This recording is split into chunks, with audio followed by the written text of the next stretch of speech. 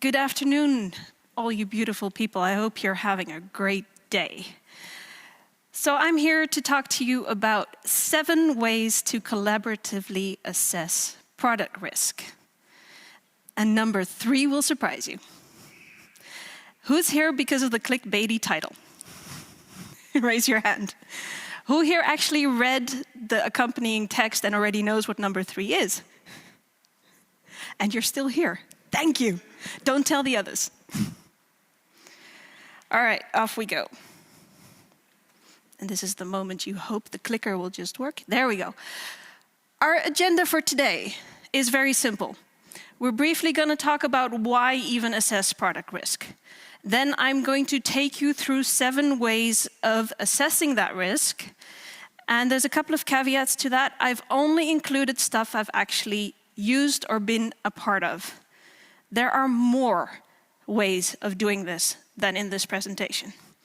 So that as a caveat. But I didn't want to talk about anything I haven't actually done.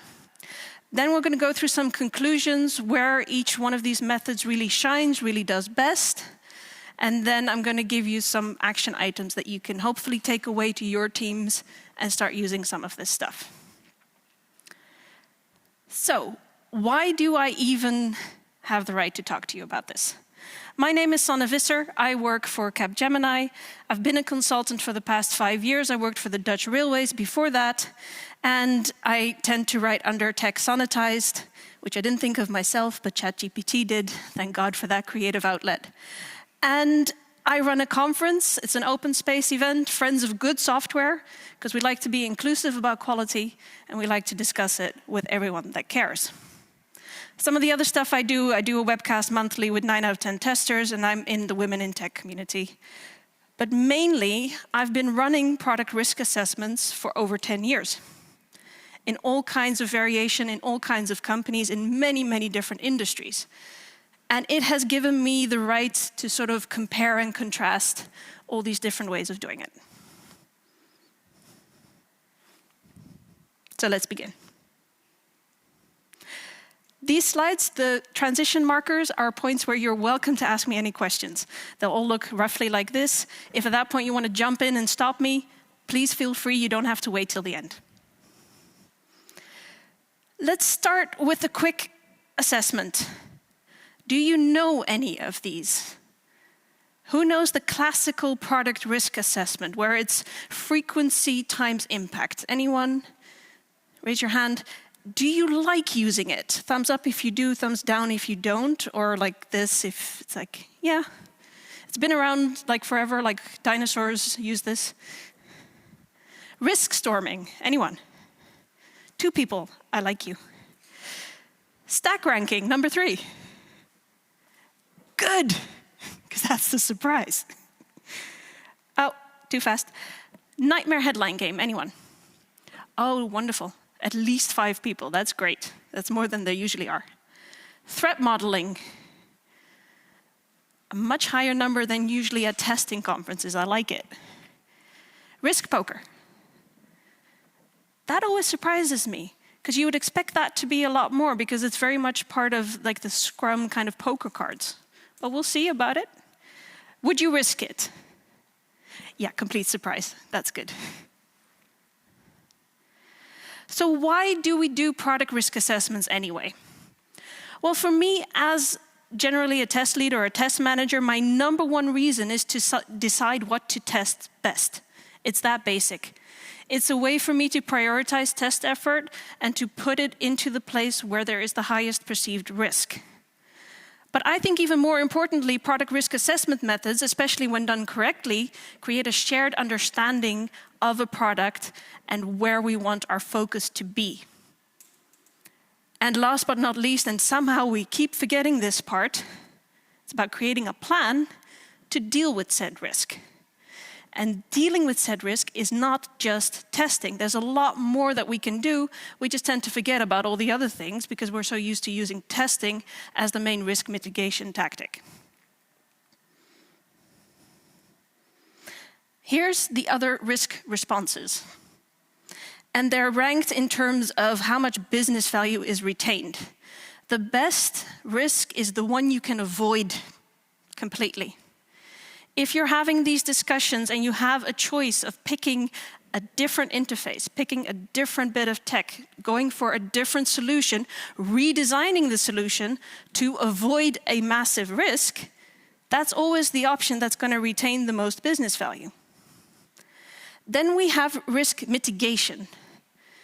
Now, testing is usually seen as a risk mitigation tactic. It isn't really, though. It's an assessment tool that'll tell you where your risks are true. And then you can take mitigating actions.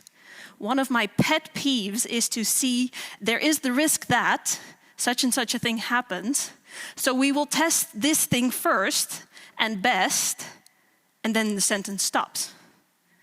And then what? Such that we can what? Somehow you're going to have to take a mitigating action. We're going to put more customer support on this area. We're going to increase the level of attention we pay to the requirements for this thing. Add something to it. It doesn't stop there. And then there's the risk transfer, which is a really interesting one, especially as a consultant. A lot of the time, risk transfer is risk delegation, and we do this all the time. We don't always test all of our third-party suppliers' software. Sometimes we accept that that's their risk. If they have a service outage and we use their service, that's a transferred risk. There's also risk delegation in terms of insurance. You can insure certain outcomes. You could, as a company, insure yourself against a power outage. That's a risk transfer as well. It's worth thinking through transferring or delegation of risk as well, especially in larger project scales. And then the worst option, risk acceptance. This is the one when you're close to the deadline, you know you have to launch anyway, so you're just going to accept the risk. Again here, there is no longer just the risk that this will happen, this thing is going to fucking happen. We have accepted the chance that this will happen, and here's the actions we're taking to control that risk. But we are accepting that this might occur. And very interestingly, all organizations I've ever worked with have a very varying level of risk appetite. And their responses to using any of these 4 options will really depend on the type of risk appetite that they have. I've worked a lot in cryptocurrency, and I can tell you that the risk they're willing to accept is incredibly high for the sake of getting the product out. I've also worked in insurance, where the risk appetite was really low, and they spent a lot of time on avoidance and transference. Number 1, the classical product risk assessment. So I'm not going to go into all the things that go into a method like this. That would take a whole presentation for each assessment method. But in general, I'll give a quick outline and give some pointers, and then maybe add some things that I've learned along the way as I've used the methods. The classical product risk assessment will have likelihood of an error occurring or something going wrong, times the impact that that would have on a business process. Impact is very generally seen as something that the business is concerned with, and fault likelihood is something that is very typically that the tech side is concerned with. Of course, these are broad generalizations and not always true, but that's typically how it goes. The best time to use this is at a feature or a project kickoff, the beginning of a large bit of work. Generally, I would say restrict the group for this workshop to about 10 to 15 people, and roughly this is how it goes. Beforehand, you define the test areas or the quality attributes or the test scenarios. You gather the stakeholders together, and you have them rank these topics according to their skill. So if somebody feels they can talk to fault or error occurrence frequency, they'll vote on that. If they want to vote on impact, they vote on impact. And then you facilitate a discussion, and this is the key part of this method. It's not about necessarily getting a ranking through this, it's about having that discussion, very typical in estimation as well. You're saying the impact's a 1, you're saying is a 5, 5 is the highest, 1 is the lowest. Would you two please discuss why you have such differing views? That's how the facilitation part of this method goes. Then, what you should get is a matrix shown here, where you have each of these test topics on a sliding scale of either high frequency and high impact or low frequency and low impact or something in between. Very, very common mistake with this one. Can anyone guess? Everything bunches around in the middle. All of your points end up in that sort of circle area there. If that is the case after you've run this workshop, you have failed your workshop. You need them to be spread out. If everything's in the middle, then everything's equally important and you have effectively not reached any kind of prioritization. So go back, do it again. Coach them through the session that also the items have to differ from each other. So after you've had the discussion per topic, take a look at the range of all the items. Not everything can end up in that top quadrant, and not everything in the middle, but the middle is where people tend to have them end up because they play it safe. You want opinions at this point, so elicit them as a facilitator. Number 2. Yeah, go for it. Yeah.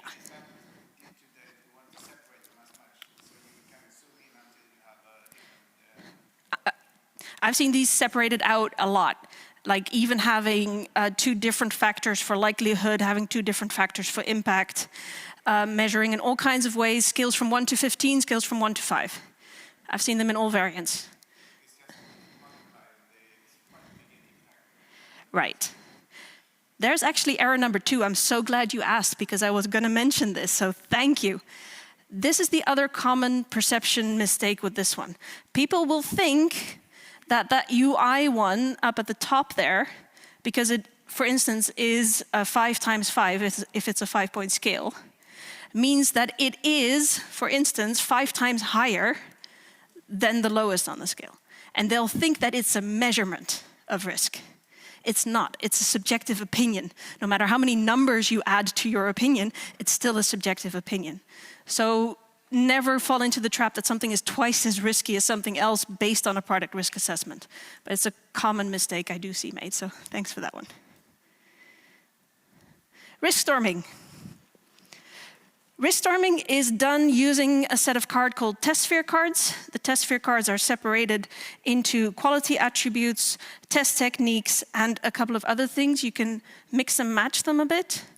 What I like about Riskstorming is it takes you through the whole risk assessment process, right down to creating a plan. So in one session, that can take a long time if you do the whole thing. I think it can be done in 3 hours with an experienced group, but typically if it's the first time, I would count on 2 sessions of 3 hours. Group size, again, 3 to 15. Gather the stakeholders and you give them the cards. And you print out this thing called a map, a Riskstorming map, and it gives you 6 slots for quality attributes. So it means you have to discuss as a group which 6 aspects of our product do we find most important. You have to do that first. And then based on those 6, you start brainstorming how those could be tested well. And then based on how you think they could be tested well, you take a look at heuristics to see if you can improve on your mitigation plans. And then you move on to creating a test plan based on the map you just created in the workshop. So it's a very comprehensive method, and somehow, for some reason, playing around with cards makes people feel like it's a game, which is a big plus. Risks of this one, it's a lot of cards. If you have people with some reading things like dyslexia, this one's not going to do very well. So either have people be very familiar with the cards or know that you don't have that type of neurotypicals in your group, because they will struggle. Number 3. Are you ready? Here we go. Stack ranking. It's the simplest, most basic thing you can do to rank risk.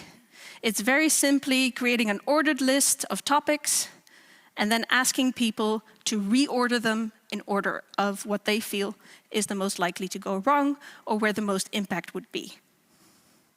I have very unsuccessfully, during Corona, tried to do this for a very large group of about 100 people.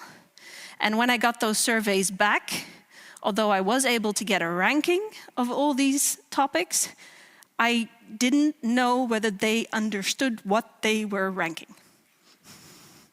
And afterwards, when I spoke to a few people that had sent me responses, I started to realize what you're defining as performance is not what they're meaning with performance, and we've never had the discussion. So now we still don't know what we've actually ranked, and I had to throw the whole thing out and rethink how to virtually do this risk assessment. So I've struggled with this one a bit, but it is still one of my favorites because it's incredibly quick. And I like this one when it's very low at team level. You could literally walk into your stand-up tomorrow and basically say, I have ranked this list of things according to risk. I think this is number 1 and 2 and 3. Could you guys let me know if this is correct? Would you agree? It's quick. And you can do it all the time. So it does well in refinements as well. You can very quickly say, right, we know because we've ranked this ordering process, this service is the most risky for us. We did that. So now that we're working on it, we know this is our focus. So it's very useful. It's very versatile. And I still want to solve the asynchronous do it with 100 people thing at some point. I don't know how, but I'll have to experiment some more with it. Because I think there is some value to that, to getting a lot of opinions in, but we'll have to find a way to have people agree on topics and have a shared understanding on that first. Number 4. The nightmare headline game. This is described in the book Explore It from Elizabeth Hendrickson, and it is what it sounds like. Imagine your worst nightmare in print after you've released your software. What do the headlines say? Very famously at the Dutch railways, we once had a pickpocket run out of Schiphol airport onto the train tracks. Again, weird incident, but it does happen. Police chased him down. But one of the things it caused is one of the trains happened to stop right on top of a sensor that detects whether a train has passed. So it started detecting that train non-stop until it overflowed all of the traffic systems and basically shut down the train traffic for the Netherlands for 2 days. That's a headline. It was. We couldn't have predicted it. But we might have if we'd run this game. So here's how you typically do it. You gather again at the kickoff generally of a project or a big feature, and you have less time needed. An hour can work, 2 hours. And the group size I would recommend smaller because you do need to do some of this brainstorming, and you have them all imagine their most nightmarish scenario. And every person will answer that question based on their own experience and knowledge. So you will get a variation of news headlines. Risk of this one. A problem this one tends to show. This one will result a mix of project risks and product risks.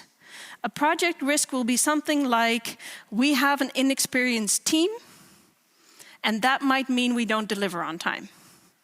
And that might be something someone imagines. Like, we're in the newspaper because everybody quit due to our bad vacation policy. That's a project risk, not a product risk. But a product risk would be, at this point, we're interfacing with our monolithic siloed system, and we know that thing is flaky, and that's not something we really want to do. That's a product risk. But because they will get intertwined in this assessment method, you will need to tease them out into 2 different categories.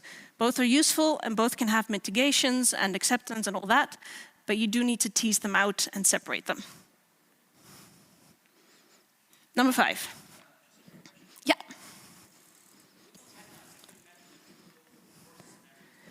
Yes. Exactly. Good point. That's why I've never run this one at team level. I've always run this one with the big bosses. I don't think it doesn't work at team level, but at team level, because we tend to think in things that can go wrong anyway, I have in the past run more of a like your best scenario workshop. What if everything goes well? I think there's a name for that method as well, but like that has been slightly more useful. It will depend on how pessimistic people are around you, right? Threat modeling. This one's been covered quite a bit today, but you might not all have been in the same presentation, so I'll just pull out a few key points here.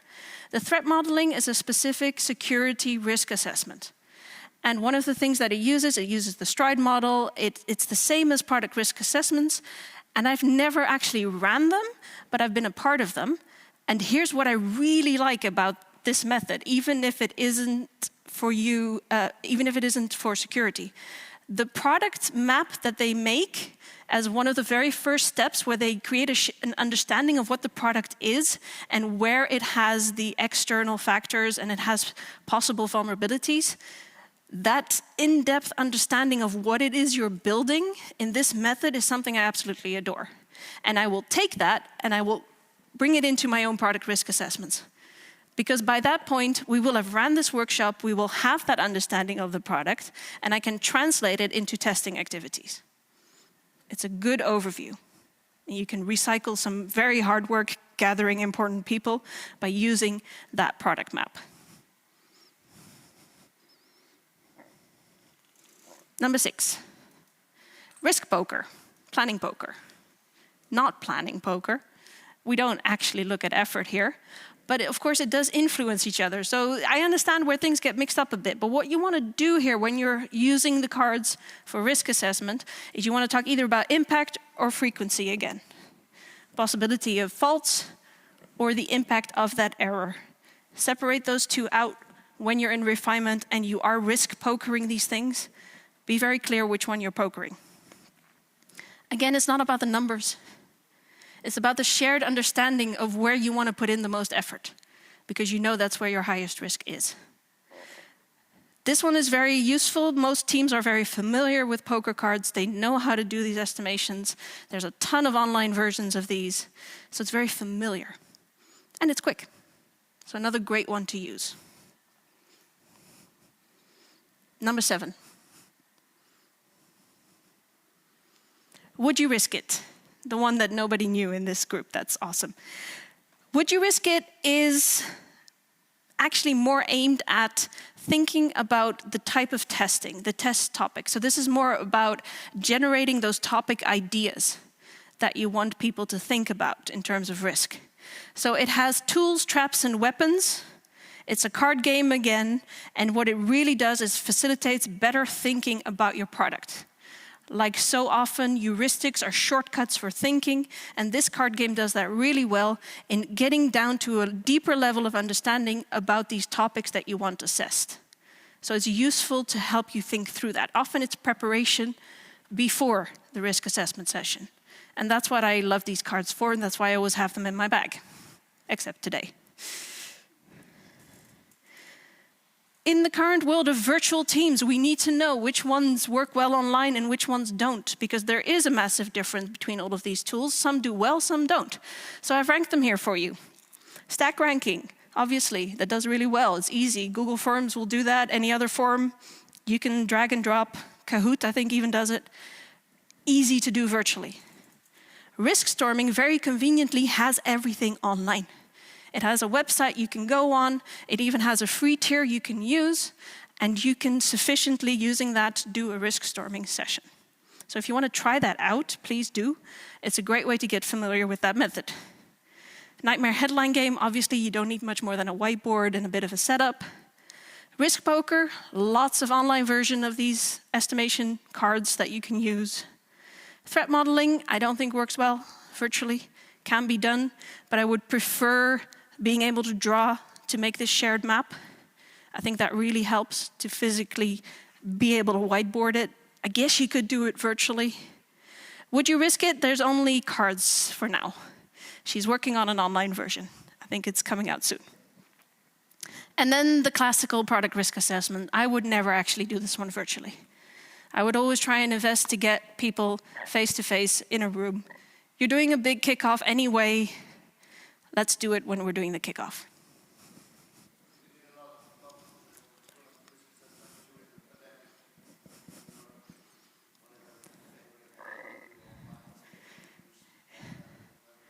It went swimmingly.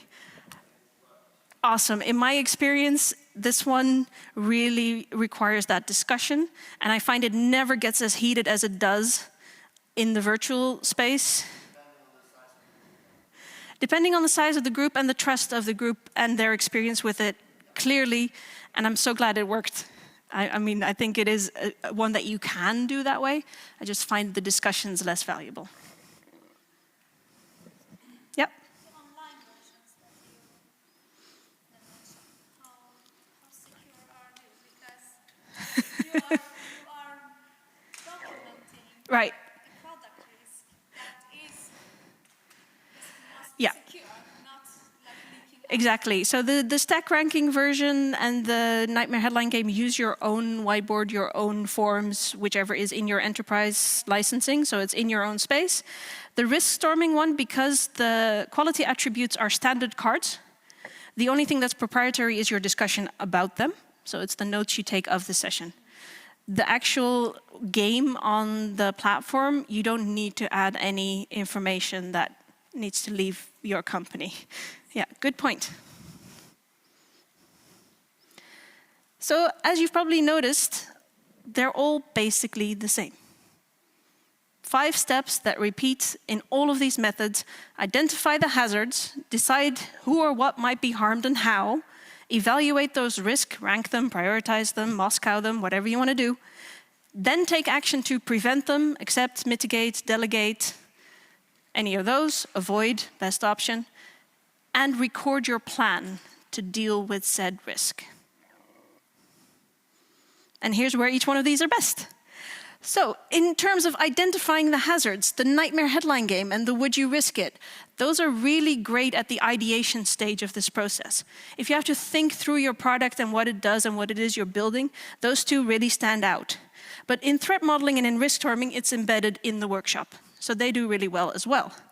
The types of risk assessment where that's a separate step or it's not in there, that's product risk assessment, that's stack ranking, and that's risk poker. You don't think about the things you're scoring in those. Impact. Deciding who or what may be harmed. The one that is basically mostly about this is threat modeling.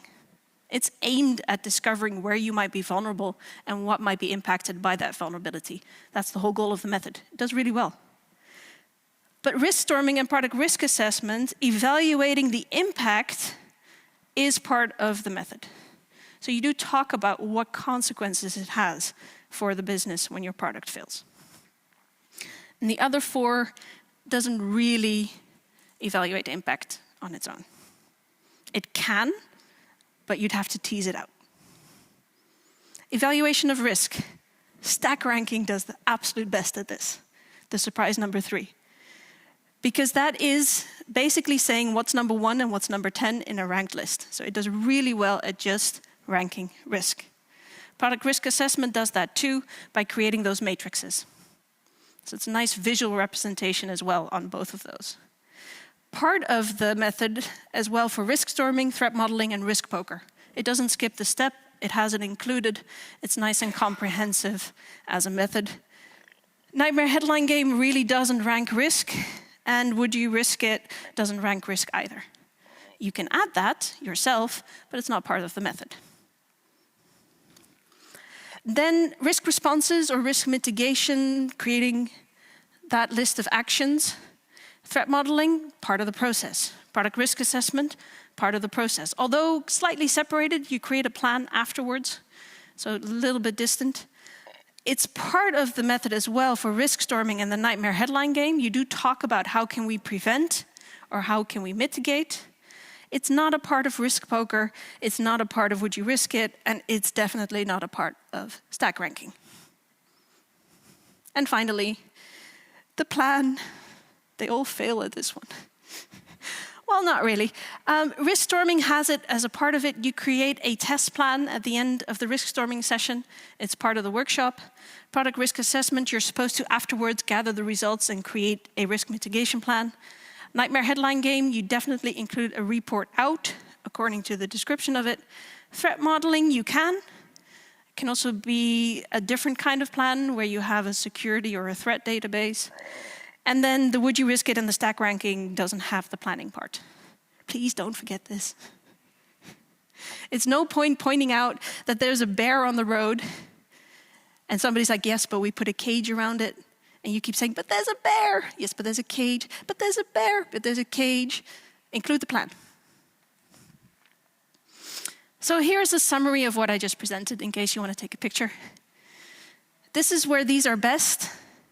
And the one thing I would point out here is that my personal favorite, Riskstorming, does cover all 5 well. None of the others are that comprehensive and that quick and have it included in all of these steps. So it is something I really like to use. And again, because you use cards, it feels like a game, it feels fun. It's generally popular, which helps get people on board. So here's one thing that I still struggle with, but that I will point out to all of you. There is a significant difference in these conversations about risk depending on what level you're having them at. If you're at CXO level and you're talking about the project in that kickoff, you're going to be discussing an entirely different category of risk than you would be when you're talking team level and you're planning a sprint. And I have not yet found a way to traverse that bridge effectively and to combine the two. So I keep them separate for now.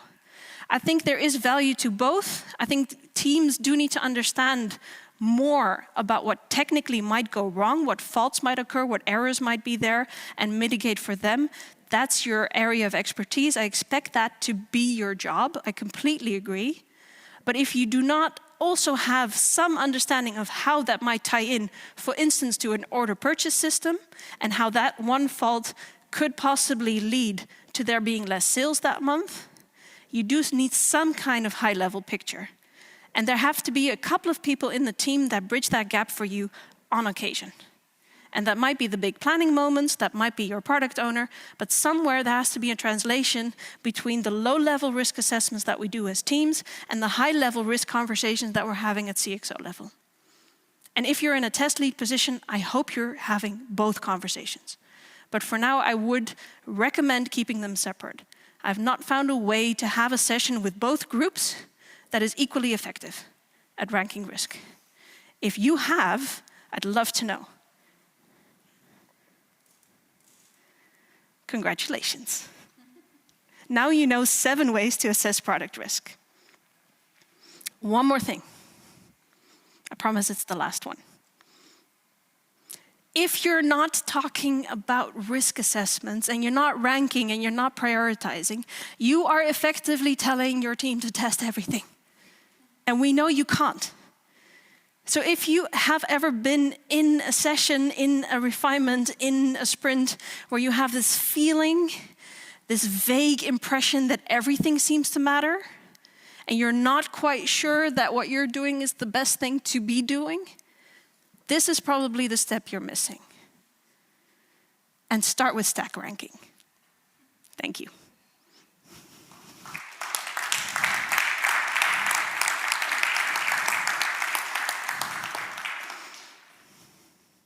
Yep, question. About the combination of risk and roles and high level, I found that the nightmare game, doing that in a two-step way, including CEO to developer and all across, and start with smaller group brainstorming Yep. with cross-pollination, and then combine it in a bigger. Yeah, so I would always try and go to this shared understanding, like you said, so running smaller nightmare headline game sessions and then kind of scaling them up into a central sort of CXO level nightmare headline game, combining those Combine it in one big session. with Nice. a couple of parts first. Couple of parts, yeah. Yeah. I like how that works. Also, people have been very creative in this field. There's like 100 ways of doing these steps, right? So please be that creative. I've also used the headline game bottom up business perspective. Yep. I wondered what you'd experience is with actual headlines causing bias for people in that field. Yeah, so if you have a company, and because I did work for Dutch Railways specifically, I think the only other company that's in the news as much is the police. So they were very hyper aware of headlines that actually had happened. And An interesting anecdote in terms of business risk, we were responsible for travel information. And so the planner that does the dynamic on top of the static planning information, we would actually run the executive committee's route from home to office first. So that in case anything happened, at least they would not notice anything was wrong with travel information. But that was also specifically just to get that pressure off, because they were so used to, as soon as they saw even the smallest error in the train that they took that morning, they would immediately be on the phone like, what the hell's going on? So yeah, they are bias forming. If you have a company that's in the news a lot, maybe not the best risk assessment method. On the other hand, obviously it does matter somewhat. Not necessarily going to repeat, but it might. So make a choice. All right. Thank you all very much. If you want to follow me for more like this, I'm on LinkedIn under Tech Sanitized, or you can follow this hyperlink if you feel comfortable following hyperlinks that are possibly malicious at a DevCon conference. I promise I've been nice, but hey, no guarantees. Thank you all so much. If there's any more questions, I'm around for the rest of the conference, and it's been a delight. Thank you all very much.